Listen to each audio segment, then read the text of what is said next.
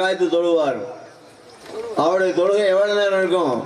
இந்த மாதிரி வருஷ கணக்கு, மாச கணக்கா, அல்லது வார கணக்கா, நாள் கணக்கா, மணிக்கணக்கா? இல்லை, சில நிமிடங்களிலேயே 2 காய்த்து தொழுவான். அந்த சில ஒரு நிமிடத்திலே அவருடைய தொழுகை எப்படி இருக்கும் என்று சொன்னால், தக்பீர் கட்டினோட தான் பல சிந்தனைக்கு போவார். அப்பதான் சில கணக்கெல்லாம் கூட போடுவார். அப்படிப்பட்ட தொழுகை.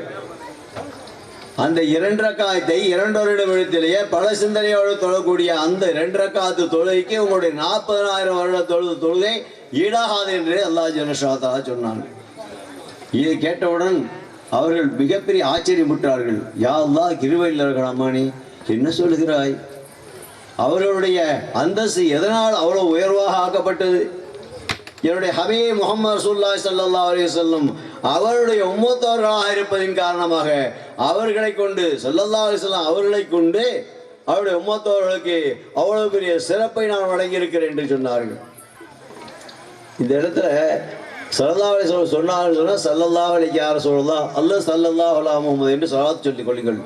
ஏனென்று சொன்னால் ஸல்லல்லாஹு அலைஹி வஸல்லம் அவர்களே சொல்லி இருக்கிறார்கள், என்னுடைய பெயரை கேட்டும் யார் ஸலவாத்து சொல்லவில்லையோ அவர் நாசமடையட்டும் என்று ஜிப்ரீல் அலைஹிஸ்ஸலாம் கேட்க, நான் ஆமீன் என்று சொன்னேன் என்று 3 படியில மெம்பரில் ஏறும் பொழுதும் 3 ஆமீன் சொல்லியிருக்கிறார்கள்.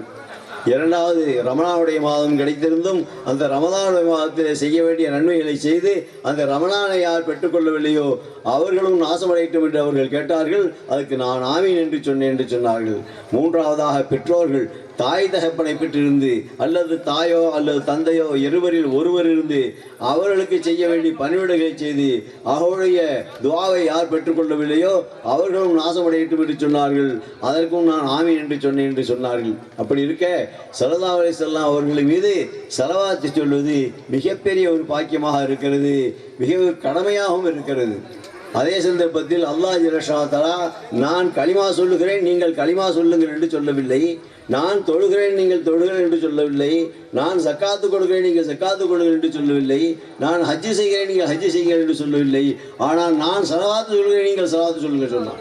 இன்னல்லாஹ வ மலாயிகத்துஹு யுஸல்லூன அலன் நபி யா அய்யுஹல்லதீன ஆமனூ ஸல்லு அலைஹி வஸல்லிமு தஸ்லீமா என்று அல்லாஹ் ஜல்லஷா தஆலா ஒரு வசனத்தை அறிவிக்கிறான். அதனால எல்லாரும் ஸல்லல்லாஹு அலைஹி வஸல்லம் பேரை கேட்டால் உடனே நீங்கள் ஸல்லல்லாஹு அலைஹி வஸல்லம் என்று அல்லது ஸல்லல்லாஹு அலா முஹம்மது என்றோ ஸலவாத்தை சொல்லிக் கொள்ளுங்கள். நான் விரிவாக பேச ஆசைப்படவில்லை, சுருக்கமாக முடித்துக் கொள்கின்றேன்.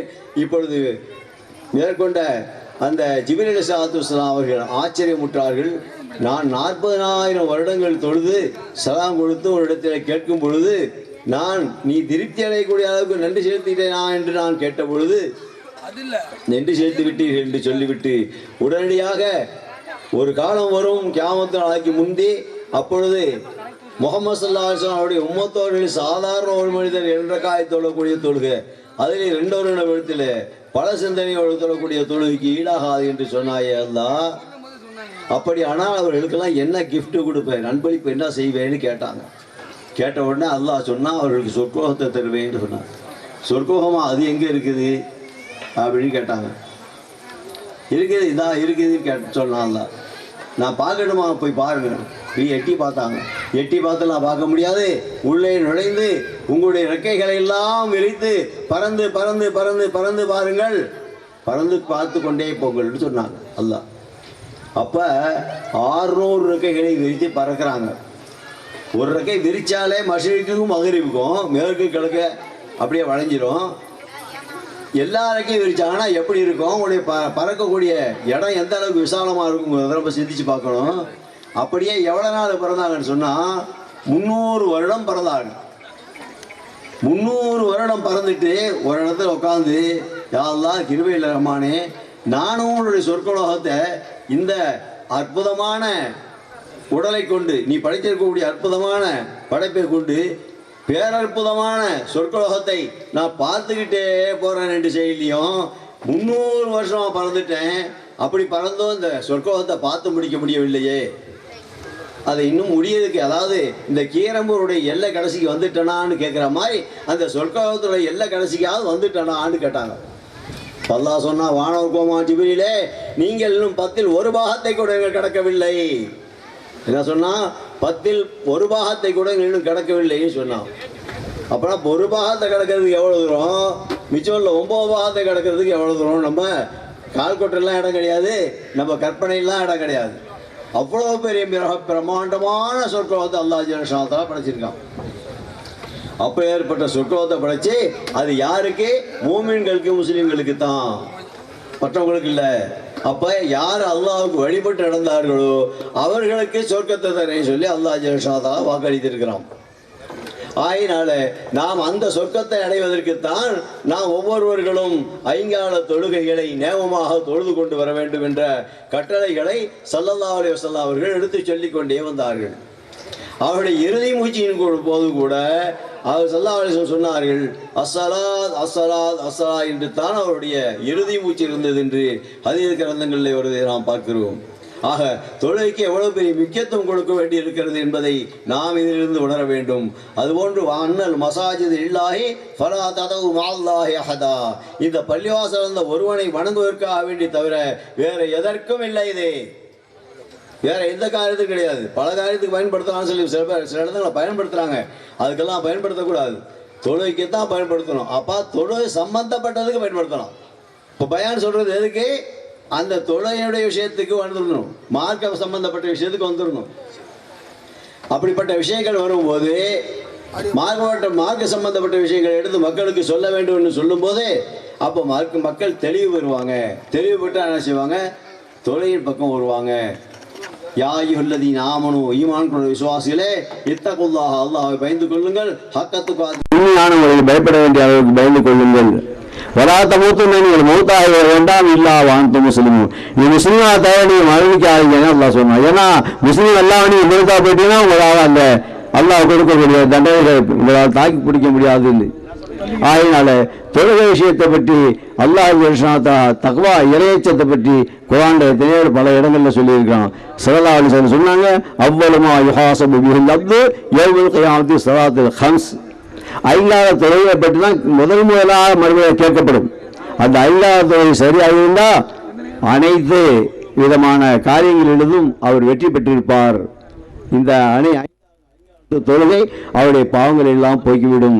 ஆகவே ஐந்தாவது தொழுகையை நாம் நேமமாக தொழக்கூடியவர்களாக ஆகிவிட வேண்டும் என்பதை வலியுறுத்தி அல்லாஹ்வும் அல்லாஹ்வுடைய ரசூலும் ஸல்லல்லாஹு அலைஹி வஸல்லம் அவர்கள் நமக்கு சொல்லியிருப்பதன் காரணமாக அதையே நாம் இப்பொழுது பள்ளிவாசலுடைய திறப்பு விழாவின் போது இந்த நேரத்திலே இந்த தொழுகையுடைய விஷயத்தை பற்றி சொல்வது சிறந்ததாக இருக்கும் என்பதற்காக வேண்டி தொழுகை விஷயத்தையும் அதே சந்தர்ப்பத்தில் நம்மை அல்லாஹ் ஜல்ஷானஹு எந்த அளவுக்கு உயர்ந்த அந்தஸ்தில் வைத்திருக்கிறான் என்பதை, அப்படிப்பட்ட ஒரு அந்தஸ்தில் இருக்கக்கூடிய நாம் வீணாய் போய்விடக்கூடாது, மாற்றம் செய்து வீணாய்விடக்கூடாது என்பதற்காக வேண்டி ஞாபகப்படுத்துவதற்காக வேண்டித்தான் அந்த ஜிப்ரீல் அலைஹிஸ்ஸலாம் அவருடைய வரலாறுகளே ஒரு துணுக்கை நான் உங்களுக்கு சொல்லி நான் உங்களுக்கு ஞாபகப்படுத்தினேன். வல்ல அல்லாஹ் ஜல்ஷானஹு தஆலா எதை உங்களுக்கு நான் சொன்னேனோ அதன்படி நானும் அமல் செய்யக்கூடிய தௌஃபீக் எனக்கும் கேட்ட உங்கள் அனைவர்களுக்கும் வல்ல அல்லாஹ் ஜல்ஷானஹு தஆலா அனைவருக்கும் அனைவரும் செயல்பட்டு அல்லாஹ்வுடைய அன்பையும் அவர்களையும் பெறக்கூடிய நன்மக்களாக ஆகிவிடுவதற்கு அல்லாஹ்வே கிருபை செய்வானாக.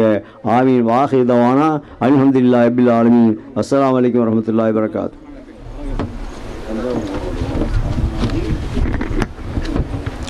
அஸ்ஸலாமு அலைக்கும். தற்பொழுது சரியாக மணி 8 மணிக்கு மேல் ஆகிவிட்டது. இந்த நிகழ்ச்சியை நாம் 9 மணிக்குள்ளாக நிறைவு செய்ய இருக்கின்றோம். இன்ஷா அல்லாஹ் அதை உறுதிப்படுத்தும் வகையிலே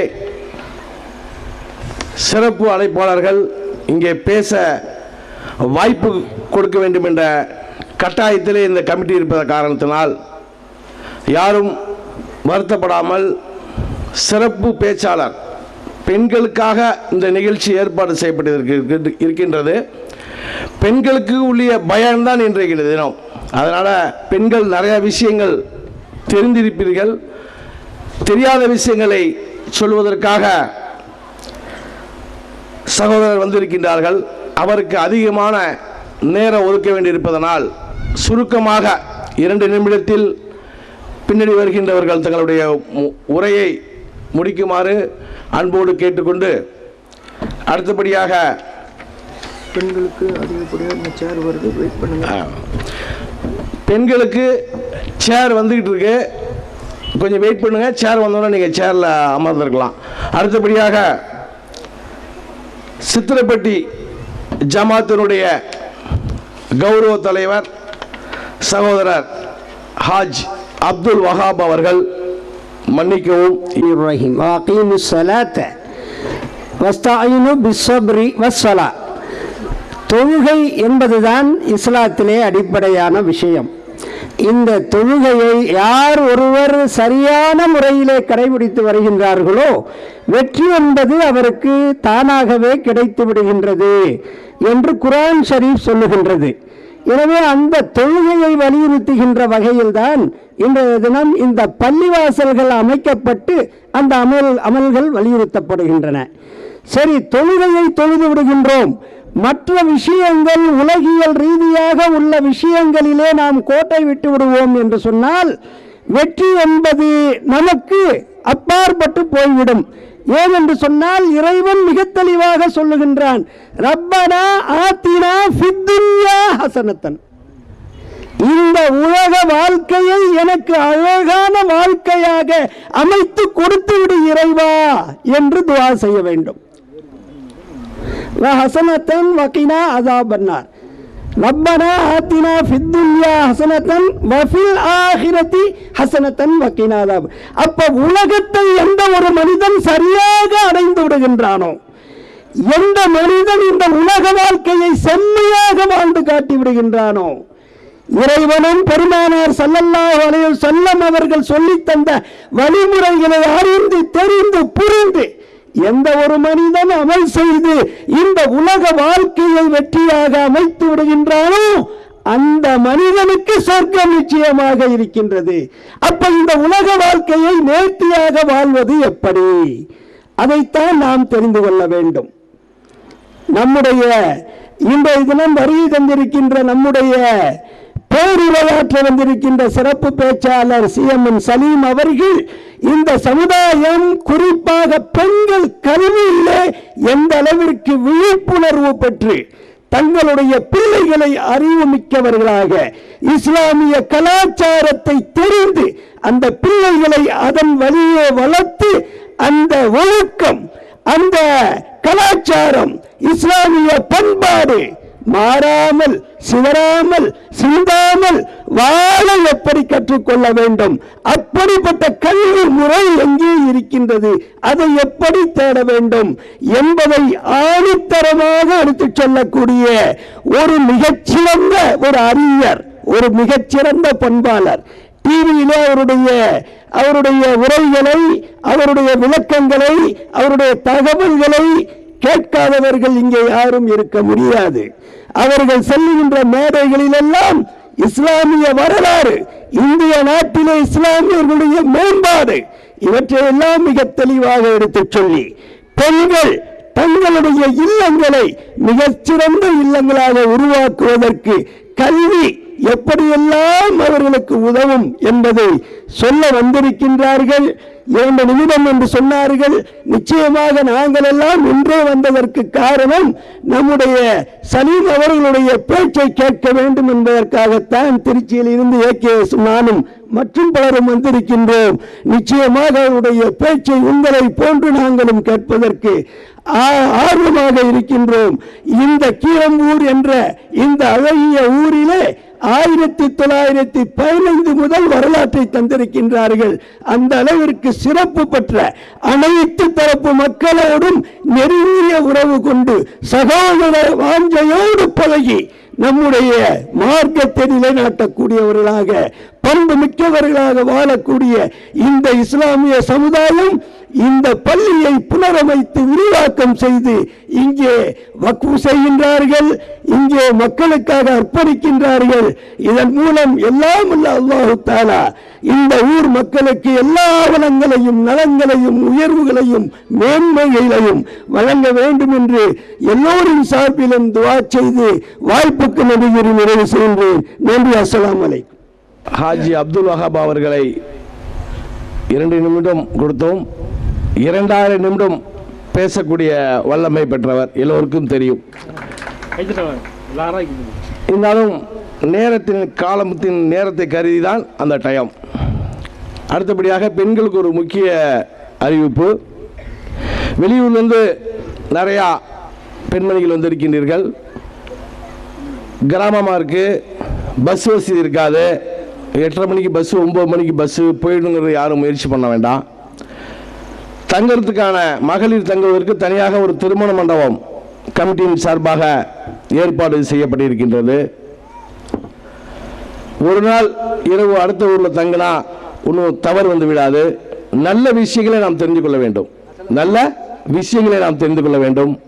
அடுத்தபடியாக ஹாஜ் ஏகே சாகுல் அமீத் அவர்கள், அருமை சகோதரர் வஹாபு அண்ணன் அவர்களுக்கு வாய்ப்பளித்தது போல 2 நிமிடம் அதற்கும் இறைவனிடத்திலே மன்னிப்பு கோரியவனாக காலத்தின் அருமை கருதி.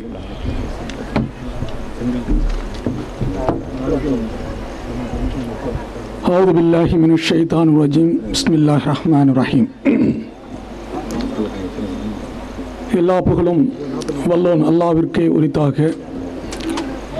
அன்னலம் பெருமானார் ஸல்லல்லாஹு அலைஹி வஸல்லம் அவர்கள் மீதும் அவர்களின் குடும்பத்தார் மீதும் அவர்கள் உற்றார் உறவினர்கள் மீதும் உத்தம சஹாபா பெருமக்கள் மீதும் அவர்களை பின்தொடர்ந்து வந்த தாபியன்கள் மீதும் குறிப்பாக நமக்கெல்லாம் திருமறையையும் ஹதீஸ் கலைகளையும் கொண்டு வந்து சேர்த்து வைத்த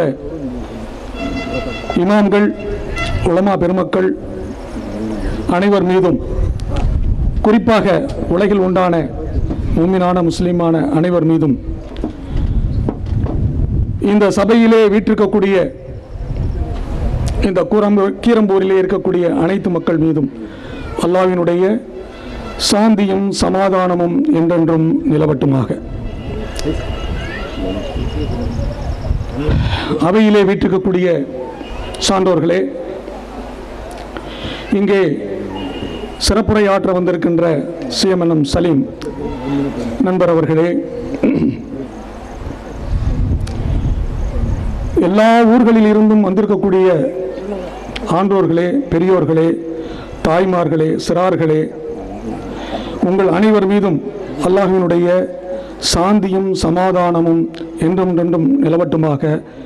நம் அனைவரையும் நரக நெருப்பிலிருந்தும் கபருடைய வேதனையிலிருந்தும் எல்லாம் வல்ல அல்லாஹ் பாதுகாத்து ஜன்னத்துல் ஃபிர்தௌஸ் என்ற சொர்க்கச் சோலையிலே நம்மை அனைவரையும் பிரவேசிக்க செய்வானாக. ஆமீன்.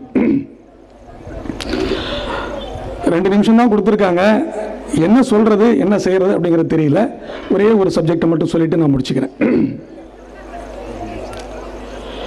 இப்போ நம்ம இங்கே நான் வந்த உடனே கேட்டேன், ஒரு 30 குடும்பம் நமது கிரம்பூரில் இருக்கிறார்கள் என்று சொன்னார்கள்.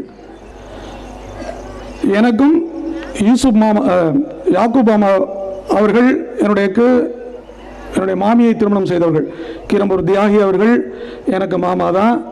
அவருடைய தம்பி யாக்கூப் அவர்கள் எனக்கு மாமா. அமீர் பாட்ஷா அப்படின்னு சொல்கிறவங்க, அவங்க வீடெல்லாம் எங்கே இருக்குன்னு எனக்கு தெரியாது. ஏன்னா இங்கே ரொம்ப காலம் ஆச்சு. அவங்க வீட்டில் அவரும் எனக்கு மாமா தான். அதே மாதிரி ஹுசைன்னு சொல்லிட்டு ஒருத்தவங்க இருந்தாங்க, அவங்களும் எனக்கு மாமா தான். அவங்க வீடெல்லாம் எங்கே இருக்குன்னு எனக்கு தெரியாது. ஆக இந்த ஊருக்கு நான் பல முறை சின்ன குழந்தையாக இருக்கும்போது வந்திருக்கின்றேன். அந்த உறவுகள் எல்லாம் இருக்கிறது, ஆனால் அதெல்லாம் தெரியாது. யாக்கூப் மாமா மட்டும் ஒஃபாத்தான போது இங்கே வந்திருந்தேன். அதே மாதிரி தியாகி கினியா அவர்கள், அவரும் எனக்கு மாமா தான். பட் எல்லாம் போக்குவரத்து இல்லாதனால அந்த சொந்தங்கள் எல்லாம் அப்படியே இதாகிடுச்சு. ஒரே ஒரு விஷயத்தை சொல்லி முடிச்சுக்கிறேன். அன்னலம் பெருமானார் ஸல்லல்லாஹு அலைஹி வஸல்லம் அவர்கள் ஹீரா குகையிலே இருந்த பொழுது ஜிப்ரீல் அலைஹிஸ்ஸலாம் வந்தார்கள். இக்ரா, ஓதுவீராக என்று சொன்னார். எனக்கு ஓத தெரியாதே அப்படின்னாங்க. கட்டி அணைத்தார்கள். ஓதுவீராக, எனக்கு ஓத தெரியாதே. 2வது முறையும் கட்டி அணைத்தார்கள். ஓதுவீராக என்று சொன்னார்கள். ஓத தெரியாது என்று சொன்னார்கள். 3வது தடவை கட்டி அணைத்து ஓதுவீராக என்று சொன்னார்கள். அதாவது நபி ஸல்லல்லாஹு அலைஹி வஸல்லம் அவர்களுக்கு முதலிலே வந்த வஹி என்னவென்றால், கற்றுக்கொள், ஓதுவீராக,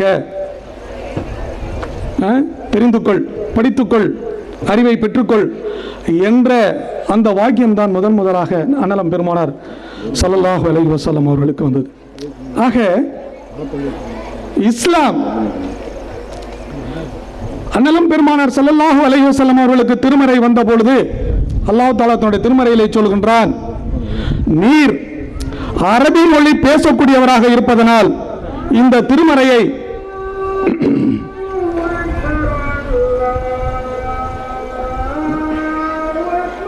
அல்லாஹ் அல்லாஹ்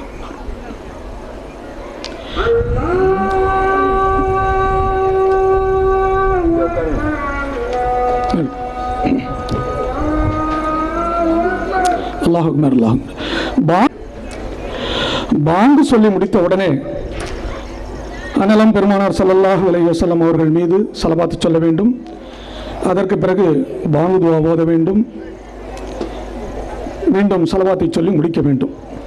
இது நபி ஸல்லல்லாஹு அலைஹி வஸல்லம் அவர்கள் நமக்காக வேண்டி ஷஃபாத் பரிந்துரை செய்வதற்காக இறைவனிடத்திலே பிரார்த்திக்கக்கூடிய ஒரு பிரார்த்தனை. ஆகவே பாங்கொலி முடிந்தவுடன் நாம் கண்டிப்பாக இந்த துஆவை கேட்க வேண்டும். கேட்க சொல்லி நமக்கு நபி ஸல்லல்லாஹு அலைஹி வஸல்லம் கற்றுக் கொடுத்திருக்கின்றார்கள். அவசியமாக பாங்கு துஆவை கற்றுக்கொண்டு அதை ஓதக்கூடியவர்களாக நாம் ஒவ்வொருவரும் ஆக வேண்டும் என்று என்னுடைய உரையை தொடங்குகின்றேன்.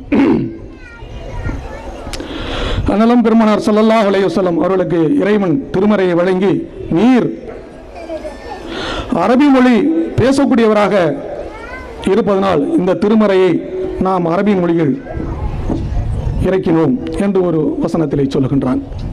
எதற்காக என்று சொல்லுகின்றான் என்றால், நீர் விளங்கிக் கொள்வதற்காக. ஆக அண்ணலம் பெருமானார் ஸல்லல்லாஹு அலைஹி வஸல்லம் அவர்கள் தமிழ் மொழி பேசக்கூடியவராக இருந்திருந்தால் இறைவன் அதை திருமறையை தமிழ் மொழியிலே இறக்கியிருப்பான். நபி ஈசா அலைஹிஸ்ஸலாம் அவர்களுக்கு ஹீப்ரு மொழியிலே வேதத்தை இறக்கினான். ஆக நான் இங்கு சொல்ல வருவது என்னவென்றால், நீங்கள் உங்களுடைய குழந்தைகளுக்கு தலை சிறந்த இந்த அருமையான ஒரு பள்ளி வாயிலை கட்டிவிட்டீர்கள். அது நாளை இன்ஷா அல்லாஹ் திறப்பு விழாவிற்காக தயாராக இருந்து கொண்டிருக்கிறது. ஒரு தலை சிறந்த ஒரு ஆலிமை இமாமாக அங்கே நியமித்து உங்களிலே இருக்கக்கூடிய குழந்தைகளுக்கும் யாருக்கெல்லாம் திருமறை ஓத தெரியவில்லையோ, அரைகுறையாக ஓத தெரிகிறதோ, அனைவரும் எந்த ஒரு சஞ்சலமும் இல்லாமல் அந்த ஆலிமிடத்திலே சென்று தஜ்வீத் முறையிலே திருமறையை ஓத கற்றுக்கொண்டு உங்களுடைய தாய்மொழியிலே அந்த திருமறையினுடைய ஓதியதனுடைய அர்த்தத்தை படித்து தெரிந்து கொள்வீர்களே ஆனால் இன்ஷா அல்லாஹ் உங்களுக்கு அந்த திருமறை நேர்வழியை காட்டும். அந்த திருமறை நாளை உங்களை சொர்க்கத்திற்காக பரிந்துரை செய்யும். நீங்கள் எல்லோரும் சொர்க்கத்திற்கு, நீங்களும் நாங்களும் எல்லா மூமினான முஸ்லிமான அனைவரும் சொர்க்கம் செல்லலாம். ஆகவே இந்த பள்ளிவாயிலின் திறப்பு விழா மூலமாக இந்த கீரம்பூரில் இருக்கக்கூடியவர்களும் இந்த சுற்றுப்புறங்களிலே இருந்து வந்திருக்கக்கூடியவர் அனைவரும், யாரெல்லாம் இங்கே கேட்கின்றீர்களோ அனைவரும் திருமறையை, இது நமக்காக வழிகாட்டுவதற்காக வந்த திருமறை. ஆகவே இந்த திருமறையை தஜ்வீத் முறையிலே ஓத கற்றுக்கொண்டு நீங்கள் அதனுடைய பொருளை விளங்கி நல்லடியார்களாக சொர்க்கம் செல்ல வேண்டும். இந்த திருமறை நமக்காக பரிந்துரை செய்ய வேண்டும். அது போன்றவர்களாக நாம் அனைவரும் ஆக வேண்டும் என்ற பிரார்த்தனையோடு எனக்கு கொடுத்த நேரம் முடிந்துவிட்டது. ஆகையால் என்னுடைய சிறிய உரையை முடித்துக் கொள்கிறேன். வாஹிர் தாவானா அனில் ஹம்துலில்லாஹி ரப்பில் ஆலமீன். அஸ்ஸலாமு அலைக்கும் வரஹ்மத்துல்லாஹி வபரகாத்துஹு. எனக்கு பேச வாய்ப்பளித்த இந்த கீரம்பூர் ஜமாத்தார்கள் அனைவருக்கும் என்னுடைய ஜஸாக்கல்லாஹ் ஹைர் உரித்தாக்கிக் கொள்கிறேன். அஸ்ஸலாமு அலைக்கும் வரஹ்மத்துல்லாஹி வபரகாத்துஹு. அடுத்தபடியாக எல்லோருக்கும், குறிப்பாக நமது திருச்சி மாவட்டத்தில் உள்ள நமது மஹல்லாவாசிகள் அனைவருக்கும் அறிமுகமான ஒரு நபர், அருமை சகோதரர் லால்குடி உமர் நகரைச் சேர்ந்த MS முகமது பஷீர் அவர்கள். பஷீர் நானா அவர்கள் ஏதோ பேசவில்லை, எல்லோருக்கும் அறிமுகமான நபர். அதனால் அவர், நான் என்னத்தை பேச போகிறேன், நான் தான் எல்லாருக்கும் தெரிஞ்சவனாச்சே, நான் என்ன சொல்ல போகிறேன், நான் செய்கை மட்டும்தான் செய்வேன், நான் எதுவும் சொல்ல மாட்டேன், என்னுடைய செயல் மட்டும்தான் நமது சமுதாய மக்களுக்கு தேவை என்று நான் நினைச்சு நான் பேச வரவில்லை என்று கூறிவிட்டார். அல்லாஹ் போதுமானவன். இஷா தொழுகை சிறப்பு சொற்பொழிவாளர் அருமை சகோதரர் CMNN சலீம் MA ஆசிரியர் சமூக நீதி முரசு சென்னை உரை முடிந்த பிறகு பழைய பள்ளியிலே இஷா தொழுகை நடைபெறும். அதன் தொடர்ச்சியாக புதிய பள்ளி பெண்களுக்காக திறந்துவிடப்படும். பெண்கள் அந்த பள்ளியிலே தொழுது கொள்ளலாம். அந்த நிகழ்வுகள் முடிவு பெற்ற பிறகு இந்த திடலிலே உணவு ஏற்பாடு செய்யப்பட்டிருக்கின்றது. உணவு அருந்துவிட்டு மண்டபத்திலே தங்குறவர்கள் தங்கலாம், வெளியூர் செல்லுவர்கள் செல்லலாம். நெடிய நேரம் உரையாற்றுவார்கள். அவர்களுக்கு அது ஒரு வேண்டுகோளாகவே வைக்கப்படுகின்றது கமிட்டியின் சார்பாக. நமது சமுதாயம், குறிப்பாக பெண்கள் சமுதாயம், இளைஞர் பெண்கள் இன்னைக்கு எந்த பாதையிலே அவர்கள் சென்று கொண்டிருக்கின்றார்கள், எந்த பாதையிலே அவர்கள் பயணிக்கின்றார்கள், இதற்கெல்லாம் என்ன காரணம் என்பதை பற்றியும் ஆணித்தரமாக இங்கே சொல்ல இருக்கின்றார்கள். அதற்கு முன்னாடி இரண்டு கருத்துக்களை நான் உங்களிடத்திலே பதிவு செய்ய ஆசைப்படுகின்றேன். அஸ்ஸலாமு அலைக்கும். புகழ் அனைத்தும் நம்மை படைத்த இறைவனுக்கே. இரண்டு விஷயம். நமது தாய்மார்கள் பற்றிய விஷயம், நமது சகோதரிகளை பற்றிய விஷயம். நல்ல விஷயம்தான், எல்லாருக்கும் தெரிஞ்ச விஷயம்தான். நாம் ஏன் அதில் சுணக்கமாக இருக்கிறோம் என்று தெரியவில்லை. என்ன சுணக்கம்? இன்றைக்கு நமது சமுதாயத்தினுடைய பெண்கள் நாம் குழந்தையை எந்த விதத்திலே வளர்க்கின்றோம். எல்லாருக்கும் தெரியும் குழந்தையை எப்படி வளர்க்கிறோம். நல்லா காலையில் எழுந்திரிக்கிறோம், குளிக்க வைக்கிறோம், ஷூவை போடுறோம், பேக்கை மாட்டுறோம், ஸ்கூலுக்கு அனுப்பிடுறோம். ஓடி போய் வேலை விட்டா கூட காலில் கொண்டு ஸ்கூலில் விடுறோம். திரும்பி குழந்தை பருவத்தில் ஸ்கூலில் வேலை விட்டா ஸ்கூலில் விடுறோம். +2க்கு மேலே போனால் காரில் அனுப்பிடுறோம், பஸ்ஸில் அனுப்புகிறோம், ஆட்டோவில் அனுப்புகிறோம், கூடவே ஒரு செல்போனும் வாங்கி கொடுத்து அனுப்புகிறோம். சாயங்காலம் வந்தவனை படிங்கன்னு சொல்கிறோம், டிவியை போட்டு பார்க்க சொல்கிறோம். சின்ன டிவியாக இருக்குது, பெரிய டிவி வாங்கி வச்சுக்கிறோம், செவுத்து மேலே வச்சுக்கிறோம், வீட்டுக்குள்ளே வச்சுக்கிறோம், வெளியில் வச்சுக்கிறோம். இதெல்லாம் நாம் தான் சொல்லி கொடுக்கின்றோம். இதில் இருந்து நாம் முற்றிலும் விலக்கு பெற வேண்டும். இதுக்கு நாம் குட் பை சொல்ல வேண்டும். டிவிக்கு குட் பை சொல்ல வேண்டும். நாம் நமது குழந்தைகளுக்கு, பெண் குழந்தைகளுக்கு செல்போன் வாங்கி இடத்துல குட் பை சொல்ல வேண்டும். செல்போன் வாங்கி கொடுக்க கூடாது. இதனால என்ன நன்மை தீமை என்கிறத நீ உங்களுடைய கவனத்திற்கு நான் விட்டு விடுகின்றேன். டிவி பார்ப்பதனால் என்ன தீமை, நாம் பெண் குழந்தைகளுக்கு செல்போன் வாங்கி கொடுப்பதனால் என்ன தீமை என்ற விஷயங்களை உங்களிடத்தில் விட்டு சொல்லுகின்றேன். உங்களிடத்தில் நான் விட்டு விடுகின்றேன். அதை நீங்களே யோசித்து ஒரு நல்ல முடிவு எடுத்துக் கொள்ளுங்கள். ஒரே ஒரு விஷயம். இரண்டாவது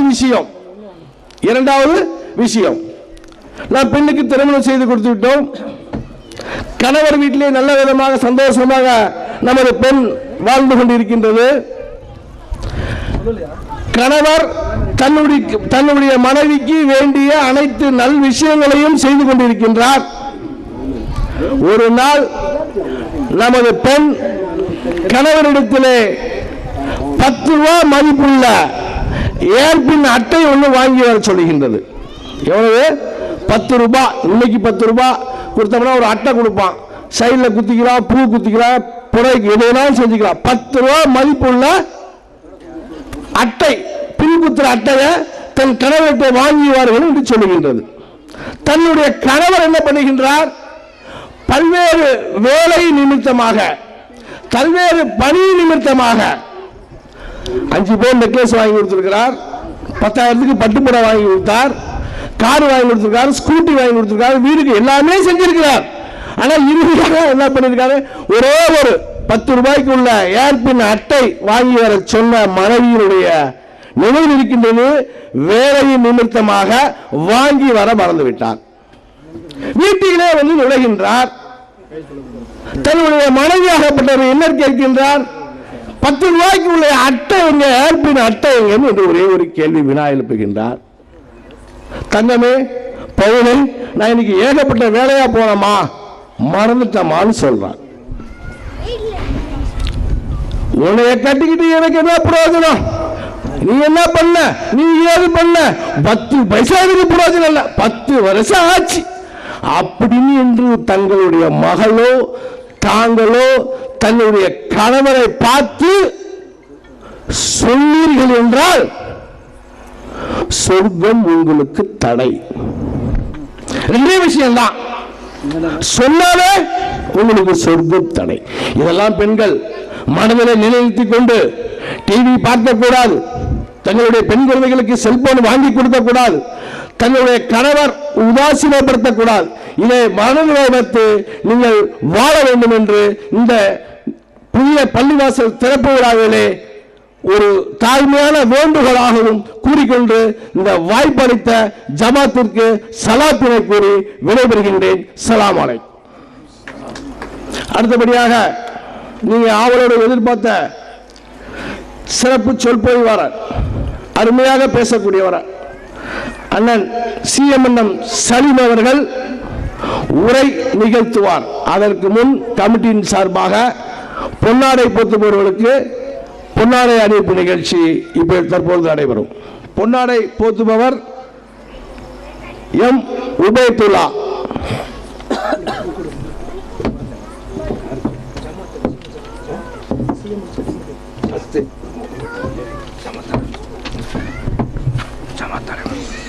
ஜமாத் தலைவர் எம் உபைதுல்லா அவர்கள் சிறப்பு சொற்பொழிவாளர் CMN சலீம் எம்மி அவர்களுக்கு பொன்னாடை போர்த்தி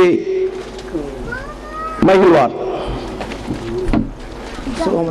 நாரே தக்பீர், நாரே தக்பீர், நாரே தக்பீர்.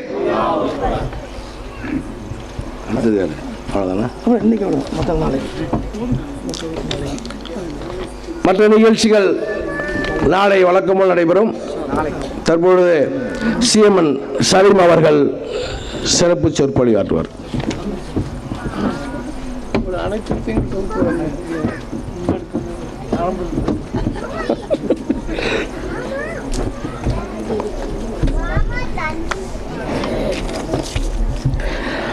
அவுது பில்லாஹி மினஷ் ஷைத்தானிர் ரஜீம். பிஸ்மில்லாஹிர் ரஹ்மானிர் ரஹீம். நஹ்மதுஹு வ நுஸல்லி அலா ரசூலில் கரீம். அம்மா பாத். அளவற்ற அருளாளனும் நிகரற்ற அன்புடையவனுமாகிய எல்லாம் வல்ல ஏகன் அல்லாஹ் ரப்புல் ஆலமீனை போற்றி புகழ்ந்தவனாக, பாரம்பரியமும் பண்பாடும் நிறைந்த கீரம்பூரில்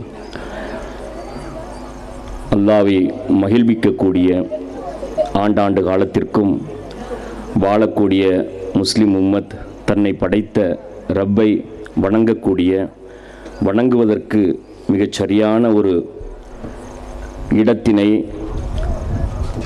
மேம்படுத்தி புதிதாக எழுப்பியிருக்கக்கூடிய இந்த முகமதியா ஜாமியா பள்ளிவாசலினுடைய திறப்பு விழா இன்ஷா அல்லாஹ் நாளை நடைபெற இருக்கிறது. அதனை தொடர்ந்து ஒரு சிறப்பான விழிப்புணர்வு நிகழ்விற்கு இன்று கீரம்பூரைச் சேர்ந்த ஜமாத் பெருமக்கள் ஏற்பாடு செய்திருக்கிறார்கள்.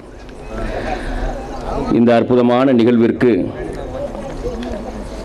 பல்வேறு பகுதிகளிலிருந்து வருகை தந்திருக்கக்கூடிய ஜமாத்தார்களே, இந்த பள்ளியை மிகச்சிறப்பாக தங்களுடைய எல்லா வகையான அர்ப்பணிப்புகளின் மூலமாக மேம்படுத்தி கட்டி நிறுவியிருக்கக்கூடிய இந்த ஊரினுடைய ஜமாத் பெருமக்களே, திரளாக வருகை தந்திருக்கக்கூடிய தாய்மார்களே, உலமா பெருமக்களே, நம் அனைவரின் மீதும் நம்மையெல்லாம் படைத்து பரிபாலித்து இந்த நிமிடம் வரையிலும் நம்முடைய சிந்தனைகளையும் செயல்பாடுகளையும் அணுவணுவாக கண்காணித்து கொண்டிருக்கக்கூடிய எல்லாம் வல்ல அல்லாஹ் ரப்புல் ஆலமீனுடைய அன்பும் அருளும் சாந்தியும் சமாதானமும் என்றென்றும் நிலவட்டுமாக. அஸ்ஸலாமு அலைக்கும் வரஹ்மத்துல்லாஹி வபரகாத்துஹு. ஒரு சிறப்பான ஏற்பாடு. அல்லாஹ்வுடைய அருளை முழுமையாக பெறக்கூடிய நிகழ்வு.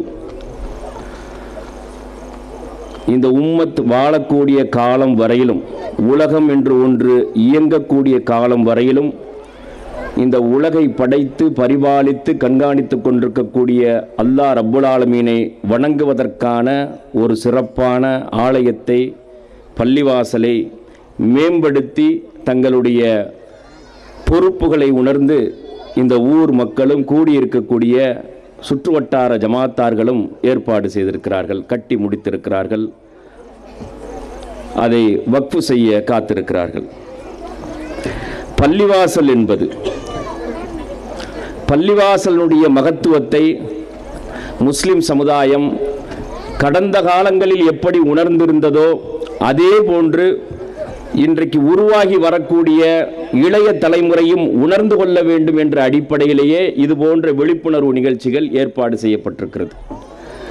திரளாக மக்களை அழைத்து, சிறந்த அறிஞர்களையும் அழைத்து, உலமாக்களின் மூலமாகவும் தொடர்ச்சியான செய்திகளை மக்களுடைய கவனத்திற்கு கொண்டு போய் சேர்த்து மக்களை அறிவு ரீதியாக தரம் உயர்த்தக்கூடிய பணி ஒவ்வொரு காலத்திலும் நடைபெற்று வந்திருக்கக்கூடிய இந்த பணியினுடைய தொடர்ச்சியாக இன்றைய தினம் இந்த நிகழ்வு நடந்து கொண்டிருக்கிறது.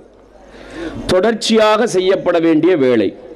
இன்றைக்கு உருவாகி வரக்கூடிய இளைய தலைமுறைக்கு பள்ளிவாசலுடைய மகத்துவம் என்ன, கடந்த காலத்திலே பள்ளிவாசல் ஆற்றி இருக்கக்கூடிய பணிகள் என்ன என்ற கருத்துக்களை எல்லாம் கொண்டு போய் சேர்ப்பதிலே நிறைய இடையூறுகள் இருக்கிறது. அவங்களுக்கு நிறைய டிஸ்ட்ராக்ஷன் இருக்குது. பல்வேறு விஷயங்களில் இன்றைக்கு உருவாகி வரக்கூடிய இளைய தலைமுறை, அது ஆண்களாக இருக்கட்டும் பெண்களாக இருக்கட்டும், பல்வேறு விஷயங்களிலே அவர்களுடைய கவனங்கள் திசை திருப்பப்பட்டு கொண்டிருக்கிறது. இந்த அதிகமாக திசை திருப்பப்பட்டு கொண்டிருக்கக்கூடிய காலத்தில் முஸ்லிம் உம்மத்தினுடைய, முஸ்லிம் சமூகத்தினுடைய மையம் என்று சொல்லக்கூடிய ஒரு மனிதனுக்கு எப்படி இதயம் என்பது அவனுடைய மையமாக இருக்கின்றதோ அதுபோன்று முஸ்லிம் உம்மத்தினுடைய மையமாக இருக்கக்கூடியது பள்ளிவாசல். பள்ளிவாசலில் இருந்துதான் எல்லா வகையான வழிகாட்டுதலும் ஒரு மனிதன் முறையாக வாழ்வதற்கு, மனிதனாக வாழ்வதற்கு, அவன் பணக்காரனாகலாம், இல்லை பெரிய சமுதாயத்தில் அந்தஸ்து உள்ள ஆளாக மாறலாம், பெரிய பேச்சாளராக இருக்கலாம், எழுத்தாளராக இருக்க, யார் வேணாலும் இருக்கலாம். ஆனால் மனிதனாக மாறுவதற்கான வழிகாட்டுதல் இருக்கு பாருங்க.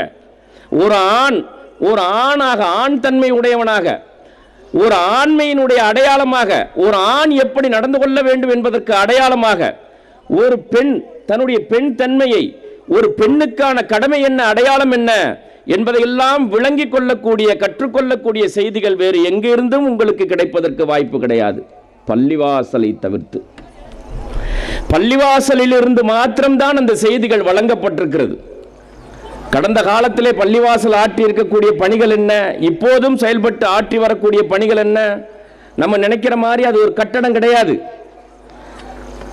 இன்றைக்கு சாதாரணமாக பள்ளிவாசலை நினைத்து எதையெல்லாம் பள்ளிவாசலிலே பேசக்கூடாத தவிர்த்து கொள்ள வேண்டுமோ அதையெல்லாம் அதிகமாக பேசக்கூடிய அளவிற்கு இன்றைக்கு அதை ஒரு கவனக்குறைவாக கையாளக்கூடிய மக்களாக நாம் இன்றைக்கு உருவாகி வரக்கூடிய இளைய தலைமுறை கருதி கொண்டிருக்கிறது. பள்ளி தானே, அது ஒன்றும் பிரச்சனை இல்லை அப்படின்னு சொல்லி பள்ளிவாசல் ஆற்றி இருக்கக்கூடிய பணிகள் என்ன, 9 மணிக்குள்ள முடிச்சிடணும் இருக்கிறாங்க, 8:30 ஆச்சு, 8:40 ஆச்சு. 1436 வருஷத்தை கடந்து வந்திருக்கிறோம். கீரம்பூர்ல வாழக்கூடிய முஸ்லிம் உம்மத், இந்த திருச்சி மாவட்டத்தில் வாழக்கூடிய முஸ்லிம் உம்மத் என்பது ஏதோ தமிழ்நாட்டினுடைய ஒரு மையப்பகுதியில் ஒரு மாவட்டத்தில் வாழக்கூடிய முஸ்லிம் சமுதாயம் அல்ல.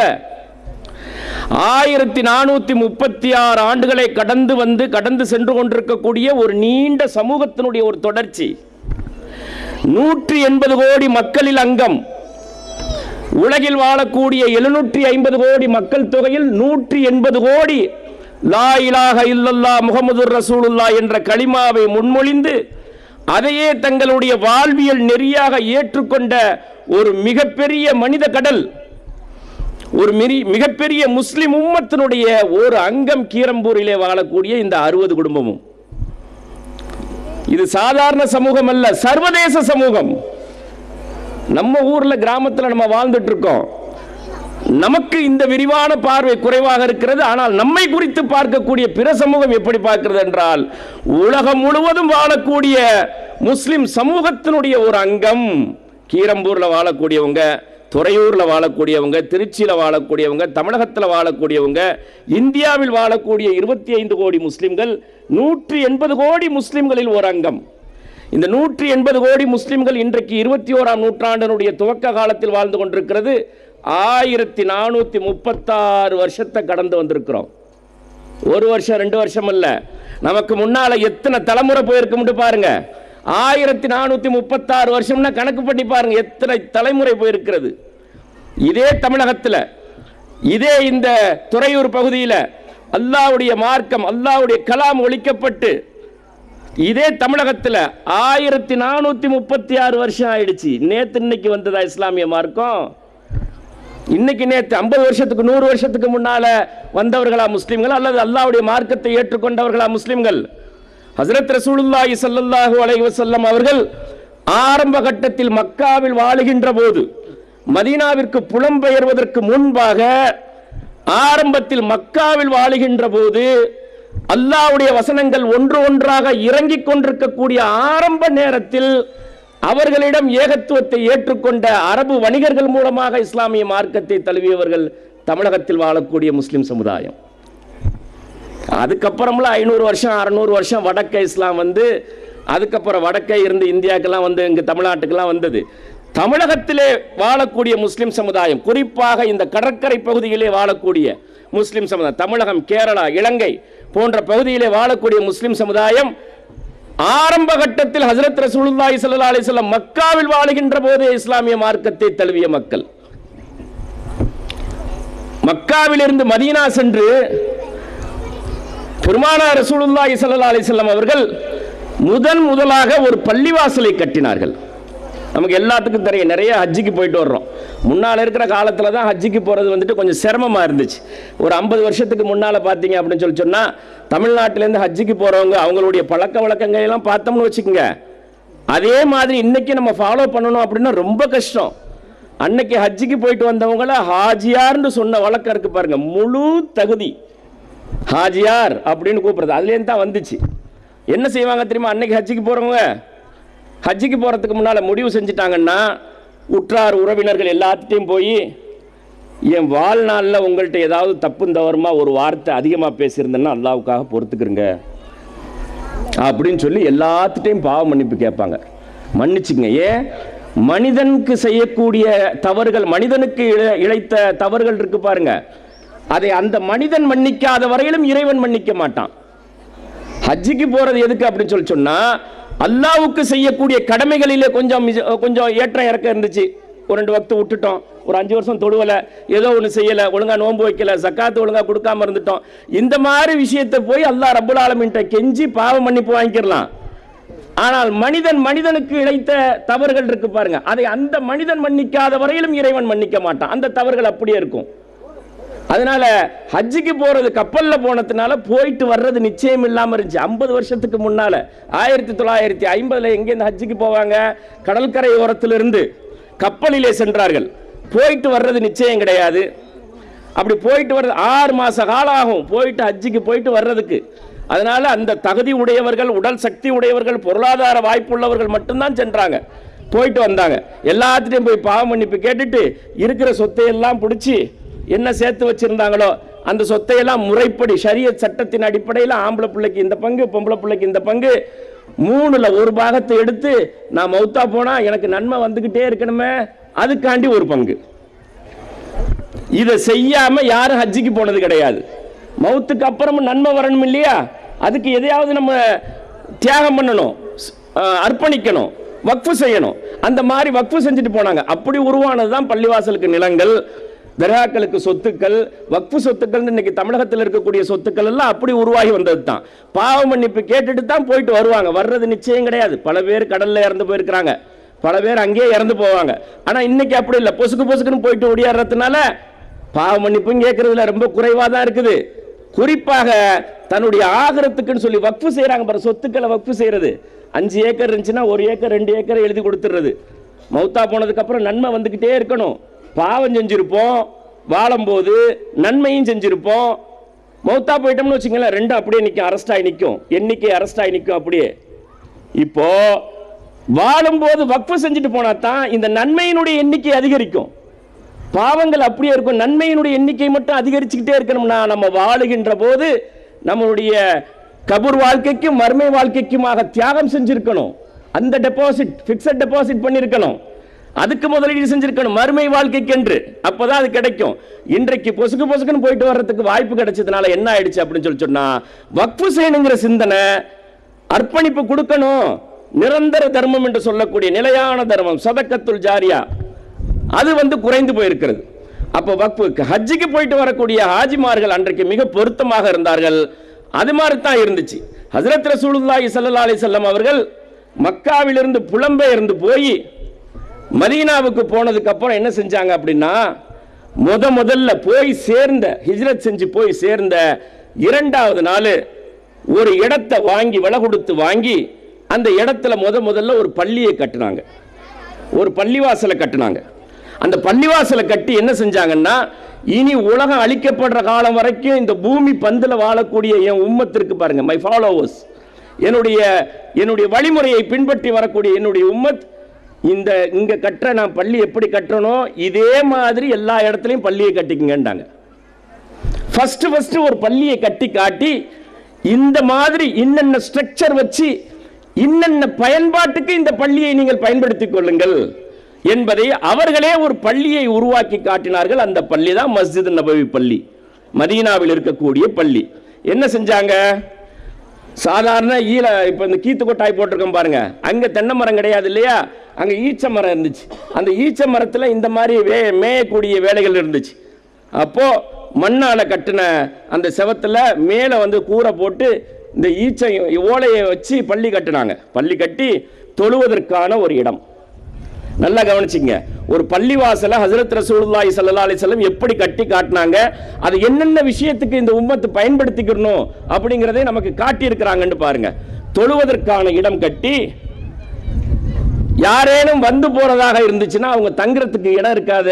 புதுசா மதீனாக்கு வர்றாங்க, கீராம்பூருக்கு வர்றாங்க, கீராம்பூருக்கு நான் வர்றேன்னு வச்சுங்களேன், நான் ஒரு 2 நாள் தங்கி இங்கே தொழுகை நடத்தணும், மார்க்க சேவை செய்யணும், மக்களுக்கு சொல்லிக் கொடுக்கணும், கல்வி வேலை செய்யணும், எங்க தங்குறது?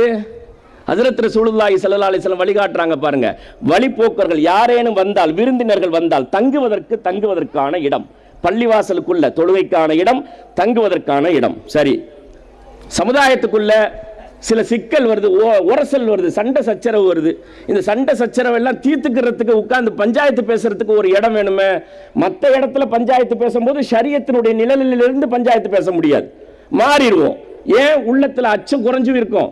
ஆனா பள்ளிவாசல்ல இருந்து பேசும்போது ஒரு பயம் இருக்கும். அதனால பள்ளிவாசலுக்குள்ள சமுதாயத்தில் ஏற்படக்கூடிய பிரச்சனைகளை பேசி தீர்த்து கொள்வதற்கு, சமுதாயத்துக்கும் பிற சமூகத்திற்கும் ஏதேனும் பிரச்சனை ஏற்பட்டால் அதையும் பேசி தீர்த்து கொள்வதற்கு பெருமானார் ரசூலுல்லாஹி ஸல்லல்லாஹு அலைஹி வஸல்லம் அவர்கள் கட்டமைத்த அரசு இருக்கு பாருங்க, இஸ்லாமிய அரசு.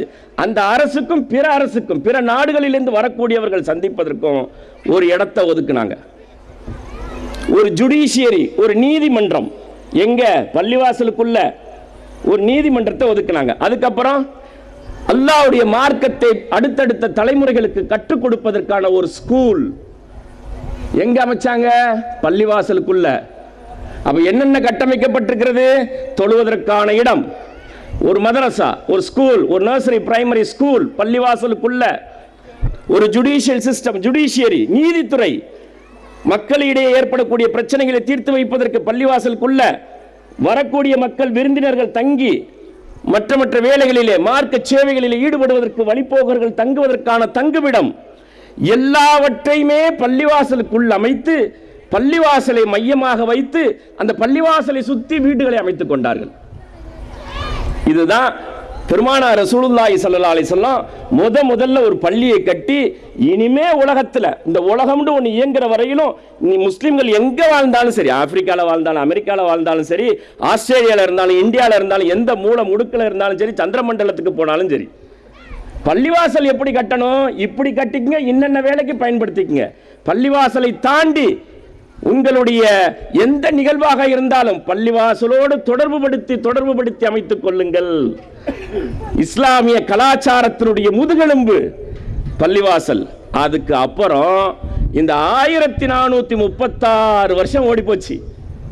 ஒரு வருஷம் 2 வருஷம் இல்லை, இந்த 1436 வருஷத்துல முஸ்லிம்கள் எங்கெல்லாம் போனாங்களோ, எந்த இடத்துல எல்லாம் முஸ்லிம்கள் ஆட்சி அமைத்தார்களோ, எல்லா இடத்திலும் பெருமானார் ரசூலுல்லாஹி ஸல்லல்லாஹு அலைஹி வஸல்லம் மதீனாவிலே எப்படி மஸ்ஜித் நபவி பள்ளியை கட்டினார்களோ, அதில் என்னென்னவெல்லாம் வைத்து இந்த உம்மத்தினுடைய பயன்பாட்டிற்கு வழிகாட்டினார்களோ, அதே போன்றே உலகத்தினுடைய எல்லா இடங்களிலும் பள்ளிவாசலை கட்டினார்கள்.